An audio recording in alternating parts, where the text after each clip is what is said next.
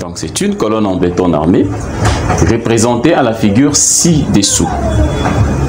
Représentée à la figure ci-dessous. La figure est de l'autre côté. Donc on peut voir cette figure. La figure est de l'autre côté. Nous avons une colonne qui a cette forme ici. Alors, au-dessus, cette surface du dessus est circulaire. C'est circulaire. Là aussi en bas, c'est circulaire. Et alors, vous voyez la forme de la colonne. Pas de problème. Alors, on nous dit, cette colonne supporte une charge de 2000 kN. Donc, ça peut être une colonne de la maison, mais qui supporte une charge de 2000 kN pour une hauteur de 3 mètres. Nous avons la hauteur de la colonne de 3 mètres. La colonne est en béton armé de masse volumique gamma égale à 2500 dégâts-newtons par mètre cube. Ok. Ayant une résistance pratique de 1,42 dégâts-newtons par millimètre carré. Alors, on nous dit, trouver le diamètre de la colonne. Le diamètre de la colonne à la base et au-dessus. Son volume et son poids, de sorte que la contrainte soit la même sur chaque section de la pièce. Donc ici, vous comprenez que nous avons affaire à une pièce d'égale résistance. Une pièce d'égale résistance qui a ses caractéristiques, bien sûr. Ici, on nous précise bien que la contrainte doit être la même dans chaque section de la pièce. Donc, dans chaque section de la pièce, la contrainte doit être la même. C'est comme nous avons notre figure là. On peut venir maintenant ici. Nous avons notre figure là-bas. La contrainte, on nous dit, quelle que soit la forme que nous avons ici, la contrainte à ces niveaux doit être égale à la contrainte ici, à la contrainte là-bas, à la contrainte. Donc la contrainte doit être égale sur chaque section de la pièce. Bien sûr, là où on peut sectionner la pièce, la contrainte doit être égale. La contrainte doit être égale. Alors, qu'est-ce que nous allons faire? Nous avons cette section ici, bien sûr, c'est la section oméga. Et là c'est oméga O. Oméga O. Voilà. En réalité, notre pièce est comme ça, circulaire comme ça. Voilà. Notre poteau est comme ça. Notre poteau est comme ça. Alors, on peut l'enlever. Comment calculer maintenant? Je vais récupérer juste les données. Je récupère d'abord les données. Vous allez voir que la force qui est donnée, P, la force qui est appliquée, P, est de 2000 kN. Après le 2000 kN, nous avons aussi la hauteur H qui est égale à 3 mètres. Nous avons aussi la masse volumique du béton, gamma égale à 2500 dégâts-newtons par mètre cube. Toujours dans l'exercice, nous avons la contrainte qui est égale à H, qui est la même sur chaque section de la pièce, la contrainte sigma qui est 1,42 dégâts-newtons par millimètre carré. Voilà. Alors, on nous demande de calculer DO au sommet, bien sûr. Nous avons D, le diamètre à la base. Nous avons aussi, on nous a demandé de trouver aussi le diamètre de la colonne, trouver son volume. Nous avons aussi les volumes. Nous avons aussi son poids aussi, son poids, disons Q. Et nous avons aussi le volume qui est demandé. Donc le poids de notre colonne et son volume. Donc je crois que ce sont là les éléments qu'on nous a demandé de calculer. Alors, qu'est-ce que nous allons faire? Je crois que vous restez sans ignorer que à la section d'application de la charge, pour calculer la section oméga, oméga O égale à P divisé par oméga. Alors, P sur sigma. Donc la section, c'est la force sur la contrainte. Là, c'est au sommet. sur la petite surface. Et alors, connaissant cette valeur, on peut remplacer la charge. Nous avons 2000 kN en dégâts newton. Nous ajoutons 2 zéros, dégâts newton. Dégâts newton divisé par la contrainte. La contrainte aussi,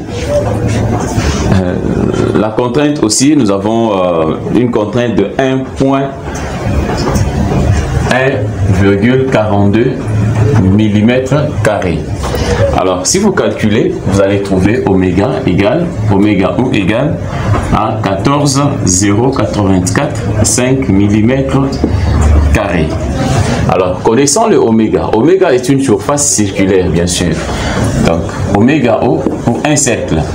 Oméga O égale à pi fois le diamètre DO au carré sur 4. Là, c'est la surface d'un cercle avec un diamètre DO.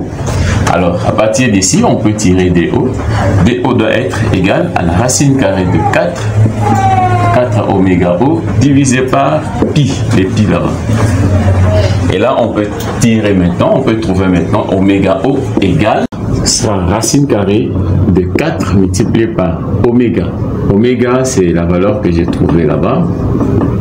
Cette valeur divisé par pi, c'est 3,14. Et là, je trouve le diamètre. Le diamètre, je trouve 42,3.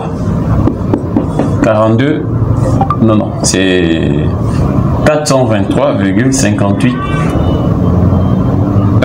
Qu'est-ce que je trouve? 42, bien sûr, hein, c'est 42,36 ou 423,6 si c'est en millimètres. Alors, on peut aller, je peux dire DO en centimètres, j'aurai 42,36 cm en centimètres. Là, c'est le diamètre de notre colonne. Cette colonne aura au-dessus un diamètre de 42,36 pour que l'élément résiste mieux à la charge appliquée sans problème. Alors, je peux aller encore. Là, je calcule oméga maintenant. Oméga, on me dit oméga égale à oméga O, facteur de E, exposant gamma L sur sigma. Donc, vous avez cette formule. Mais le L correspond à la hauteur de la pièce, et H. Donc là, au lieu de mettre L là, je peux mettre H. Alors, égal, oméga égale à oméga O. C'est 14,084,5 multiplié par E exposant gamma. Gamma, c'est la valeur que nous avons ici. Nous avons gamma en dégâts newton par mètre cube. Dégâts newton par mètre cube. Donc, on peut aller, on remplace. En remplaçant, nous aurons gamma, c'est 2500. Multiplié par la hauteur, c'est 3. Et puis divisé par la contrainte.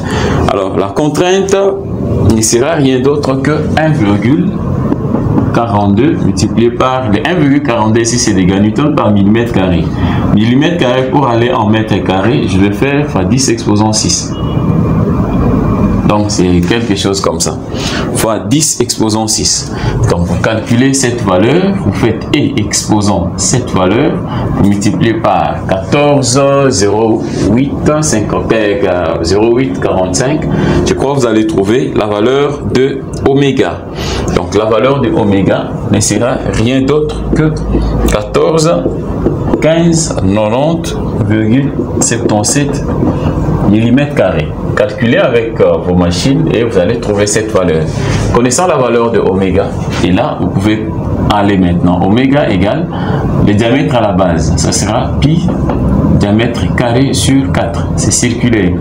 Et cette valeur égale à 4,1590,77. Ce qui fait que le diamètre sera la racine carrée de cette valeur ici, 14,1590,77 fois 4, et puis divisé par 3,14. Là, nous trouvons le diamètre égal. Avec vos calculettes, vous pouvez trouver ces diamètres là. Nous trouvons 42,47. 42,47 cm. Là, nous trouvons le diamètre de notre pièce. Donc, ici, au-dessus, nous aurons 42,36. À la base, nous aurons 42,47 pour que cette pièce ait la même résistance partout. Partout où nous allons faire passer notre plan de coupe. Alors, connaissant cela, nous pouvons aller dans les calculs de volume. Les calculs de volume, je crois, à l'aide de notre formule que nous avons exposée tout à l'heure, le volume sera égal à P sur gamma, facteur de E exposant gamma H sur sigma moins 1. Donc je crois que vous avez cette formule. Nous l'avons exposée pour calculer le volume de pièces d'égale résistance de cette forme. Alors, on remplace. Nous avons P. P, nous avons 200 000 dégâts Newton, bien sûr, divisé par gamma. Gamma, c'est 2500 dégâts Newton par mètre cube. Facteur 2. Cet élément ici, c'est l'élément qui est là. Si vous calculez et exposant tout ceci, vous allez trouver 1,0053. 1,0053 moins 1. Vous allez calculer ceci. Et le volume, vous allez trouver en mètres cubes. Le volume sera égal à 0,424 mètres cubes. Voilà, là c'est le volume que nous avons trouvé. Donc c'est le volume total de notre pièce. Connaissant ces volumes ici, son poids maintenant, le poids, c'est ce que j'avais dit, le volume, connaissant les volumes, le poids Q, le poids propre de la pièce égale, qui est le poids propre en fait, ça sera le volume multiplié par la masse volumique. Le volume multiplié par la masse volumique, et ceci va me donner 0,424 mètres cubes. La masse volumique, c'est 2500 dégâts Newton par mètre cube. Alors, le poids total, après avoir calculé, je crois que vous allez trouver 1060 dégâts Newton. Donc, Q égale à 1060 dégâts Newton. C'est ça, le poids total de notre colonne. Alors, à part cette formule qu'on avait utilisée, il y avait une autre formule. Il y avait une autre formule qu'on avait exposée. Alors, quelle est cette formule-là? La formule était que le poids propre ici était égal à la différence de deux surfaces multipliée par la contrainte. Donc, oméga moins oméga O multiplié par la contrainte. Normalement, ceci doit donner la même valeur. Ça va donner la même valeur. Alors, je peux aller là, on peut venir ici, on l'exploite aussi. On exploite aussi la même formule. Q égale, j'aurai Q, le poids propre, égale à oméga moins oméga O, facteur de la contrainte sigma. Alors, oméga, je connais déjà oméga, j'ai une valeur d'oméga ici, c'est 14. 90,77 moins oméga O, oméga O c'est combien? Oméga O c'est 14,084, 5. Et là je suis en millimètres.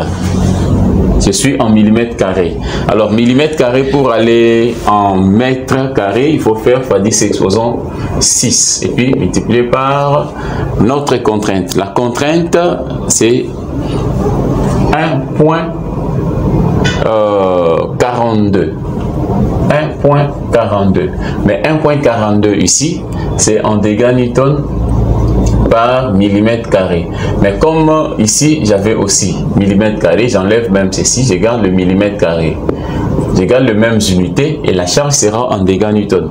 Donc, si vous calculez, avec cette formule, Q sera égal à 10,59 dégâts Newton. 10,59 dégâts Newton. Donc vous avez Q égale à 10,59. Donc 1059 dégâts Newton.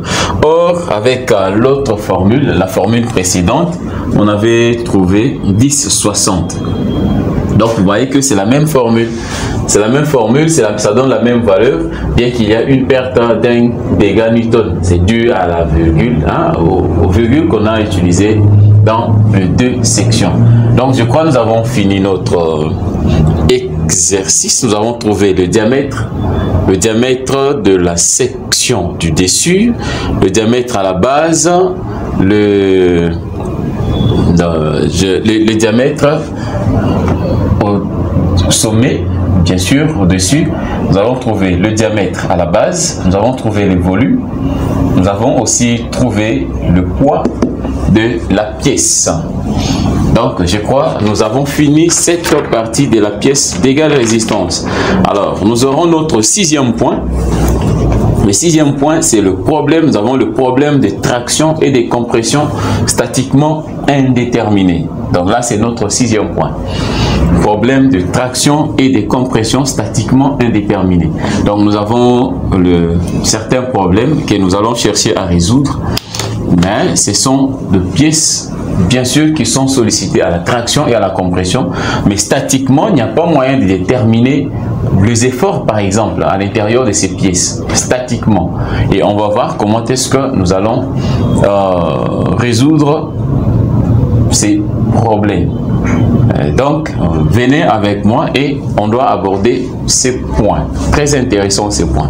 Et maintenant, nous avons notre sixième partie, notre sixième point, le sixième point qui va traiter le problème de traction et compression statiquement indéterminé.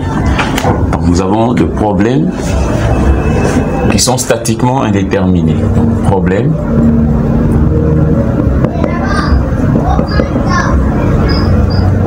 et traction et compression statiquement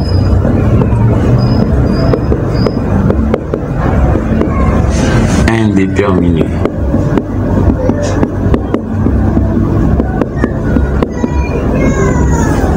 Voilà. Nous avons des problèmes comme ça. Donc, ce sont de... Bon, lisons d'abord. Nous sommes dans la théorie d'abord. On nous dit, dans certains cas, les efforts axiaux agissant sur le bar d'une structure ne peuvent pas être déterminés par les équations de la statique seule. Donc, je crois, vous comprenez bien que nous avons beaucoup de problèmes que nous avons résolus à travers les équations de la statique. Les équations d'équilibre statique, nous avons somme des x, somme des y et somme de moments. Donc somme de force horizontale, force verticale et le moment. Donc je crois nous avons des problèmes que nous avons résolus avec ces trois équations d'équilibre statique. Mais seulement il arrive des cas où ces trois équations d'équilibre statique deviennent insuffisantes. Nous avons des problèmes de traction comme ça et de compression dont les trois équations deviennent insuffisantes pour déterminer, pour résoudre en fait le problème. Alors, on nous dit, et la déformation de la structure doit être prise en considération. Donc, nous avons des structures qui ne peuvent pas être résolues par les trois équations d'équilibre. Alors là, nous avons les trois équations d'équilibre, mais avec ces problèmes ici, ça va demander des équations supplémentaires. Et les équations supplémentaires sont des équations dues à la déformation aussi. Donc si nous prenons aussi les équations dues à la déformation, on ajoute à ces trois équations d'équilibre, je crois le problème pourrait être résolu sans problème, hein, sans peine. Alors, et des structures comme ça, qui ne sont pas résolvables par les trois équations d'équilibre et qui demandent l'ajout des équations d'équilibre par rapport à la considération de la déformation. Ces structures sont appelées des structures statiquement indéterminées. Structures statiquement indéterminées ou des structures hyperstatiques. ou des structures hyperstatiques. Alors, pour ce faire, dans notre chapitre ici, dans notre 7e chapitre et 6e point, nous exposons juste la méthode la méthode par énergie de déformation. Donc, je sais bien qu'il y a plusieurs méthodes que nous pouvons utiliser, mais seulement ici, dans notre partie, nous allons exposer juste la méthode par énergie de déformation. Nous allons utiliser l'énergie de déformation pour avoir d'autres équations à ajouter à ces 3 équations d'équilibre statique pour résoudre notre problème. Alors, on nous dit, quand une force extérieure agit sur un corps élastique et le déforme, le travail effectué par la force est emmagasiné dans le corps sous forme de l'énergie de déformation. C'est normal. Lorsque une force sollicite le corps emmagasine une énergie interne qui est l'énergie de déformation. Alors, cette énergie de déformation est toujours une quantité scalaire. Oui. Cette énergie est toujours une quantité scalaire. Et pour une barre droite sollicitée par une force de tension, de déformation N, l'énergie interne des déformations oméga est donnée par, et là il faut comprendre comment, c'est quoi d'abord l'énergie, et puis si vous comprenez en fait le terme, vous pouvez résoudre le problème sans peine. Alors, qu'est-ce que nous allons faire? Nous allons essayer de faire une courbe de force et déformation. Force et déformation.